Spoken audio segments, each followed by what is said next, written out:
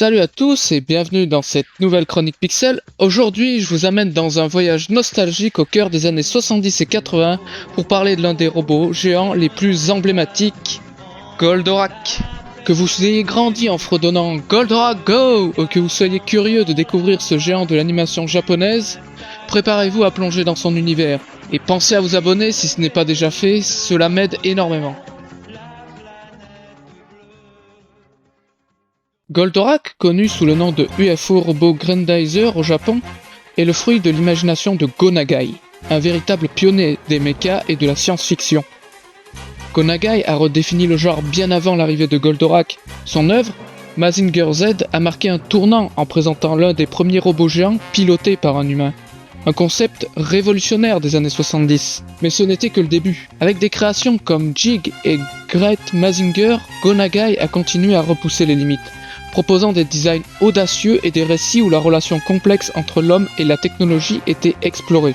Ces œuvres ont pavé la voie à l'arrivée de Goldorak, une synthèse magistrale de ses idées les plus marquantes. Né dans le contexte d'un Japon en pleine ébullition technologique dans les années 70, Goldorak incarne la volonté de défendre la Terre contre des envahisseurs extraterrestres. À cette époque, la fascination pour la robotique se faisait sentir dans la culture populaire, et l'équipe talentueuse de Toei Animation a su donner vie à ce projet ambitieux, créant ainsi une série qui allait redéfinir le genre. Le résultat ? Un savant mélange de science-fiction, d'aventure et d'héroïsme qui a captivé les spectateurs dès le premier épisode. Goldorak n'était pas seulement une série, mais un phénomène qui a marqué des générations et laissé une empreinte indélébile sur l'histoire de l'animation japonaise. L'évolution du design de Goldorak, depuis sa création en 1975, raconte l'histoire d'un personnage qui a su s'adapter aux évolutions de l'animation et au goût du public. Dès ses débuts, le design original de Goldorak, imaginé par Go Nagai et animé par la Toei, présente des lignes anguleuses, des cornes dorées distinctes et un schéma de couleurs vives et contrastées. C'était parfait pour les techniques d'animation des années 70 et immédiatement reconnaissable.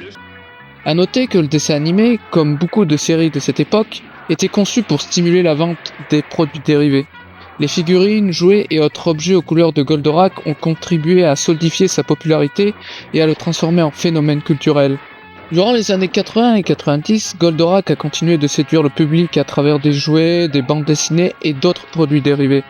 Ces adaptations ont enrichi le design original en y ajoutant des détails plus fins et des articulations mobiles pour répondre aux attentes des collectionneurs et des fans avides de réalisme. Dans les années 2000, avec la montée des remasterisations, Goldorak a profité des progrès technologiques.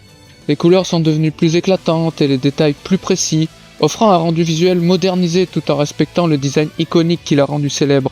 Ce lifting numérique visait à raviver l'intérêt des anciens fans tout en attirant une nouvelle génération.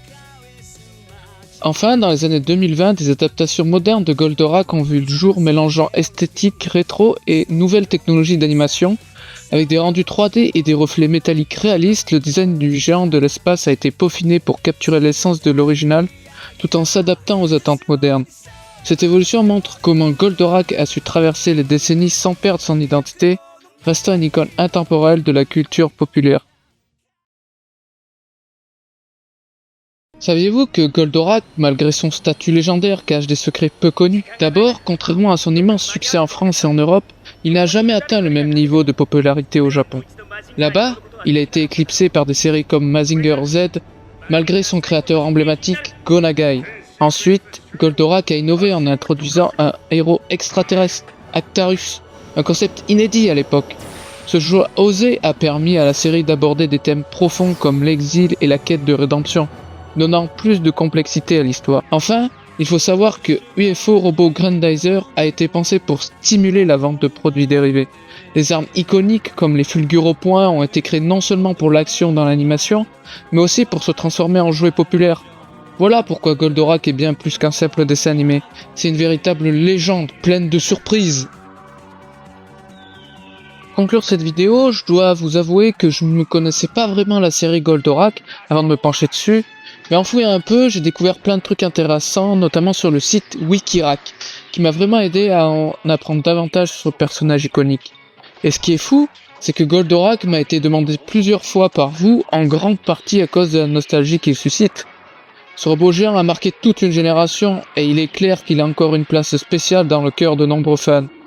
Alors merci à tous d'avoir proposé ce sujet, c'était un vrai plaisir de creuser un peu plus dans son histoire. Voilà, c'est tout pour cette vidéo sur Goldorak, j'espère que vous avez apprécié ces petites anecdotes et découvert des aspects du personnage que vous ne connaissiez peut-être pas. Si la vidéo vous a plu, n'oubliez pas de liker, de vous abonner et de partager. Et pour la prochaine chronique, je vais vous laisser un petit indice. Il s'agit d'une célèbre chasseuse de l'espace, équipée d'une armure qui lui permet de faire face à tous les dangers. Vous avez deviné? On en reparle la semaine prochaine. Ciao!